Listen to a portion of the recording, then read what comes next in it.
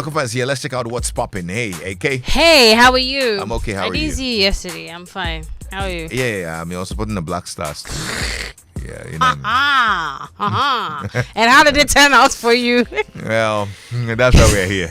Yeah, we're here mourning the loss. Morning, though. Well, let's get into entertainment news updates now. Ghanaian reggae dancehall artist Stonebwoy has expressed his disappointment and disapproval of an opinion shared by manager of music duo R2B's Gomi about the dancehall genre. Now, in a recent interview, the latter had opined that the dancehall genre is Ghana's biggest problem.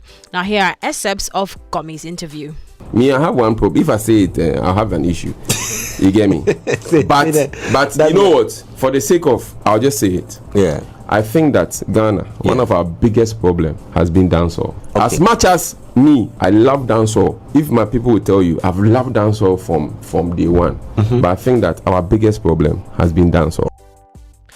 Well, let's stay a while longer on this because Stonebwoy has been reacting. Now, Stonebwoy has advised Gomi to retract his statement as he deems it very irresponsible. Stonebwoy spoke on 3 Music.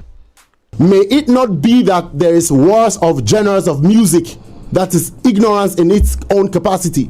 May it not be that some Afro beats are fighting some dancehall or some reggae is fighting someone. No. Sense will tell you that this is music of black origin. I study this in school. You guys know the vibes. I'm so passionate about this.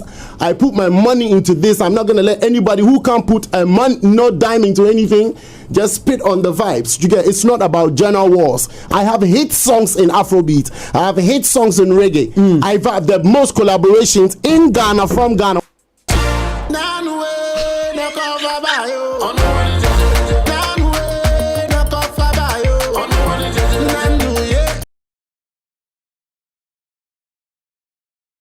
Happening in the studio. So yeah, Stonebwoy isn't a happy person because Gomi said that he believes that I don't know why. So the thing is, he started off by saying that I know this is not going to sit well with a lot of people, but dance hall is one of our problems in that was the biggest problem in the country. In my head, I'm like, with all the genres in the world. But why? Like, yeah, I don't. He needs to say. He needs to say why he thinks exactly. Maybe he's got a point, yeah, but until we find out exactly what he's trying to say, his say, opinion, right? We can't just take it like that. You get what I mean? He has to come back again. It's his opinion, but maybe there's a reason why he's saying what he's saying. You get what I mean? I don't know whether it's probably cultural appropriation or whatever, but there could be arguments in that tangent that he can make, for the case that he's raised. Well, we need to find out because right now I'm on a path. I need to find out why he said that. Yeah, probably if you can get me that full conversation where Gomi talks about what exactly. No, well, this is what he said, but he didn't explore it further. He didn't say why he thought that. So that's why we have to go to his house and interview him. We'll drag him out of his house and we'll find out. Yeah, because we'll find out. But Stonebwoy wasn't happy. I think that interview that he granted, he was with Spice, the artist from Jamaica that he's working with, who's brought to the country and all of that. So they're doing media rounds, and the lady was like, well, the reason I am actually even here in the first place is my love for Stonebwoy because he does dancehall music. And so that conversation is happening on the timelines. Now finally, I love their song. Yeah, it's a beautiful song. Would you want to try? Jiggle and wine, jiggle and wine. It's for ladies, so I mean I can't jiggle. Like there's nothing to jiggle. Yeah, that's that. Well, with me there's something to jiggle, but I don't plan on jiggling.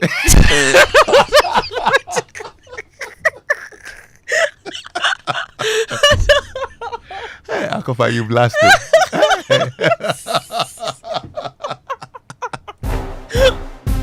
Ready if you wine on me body, come me know what one of the queen of Jamaica, queen of dancehall.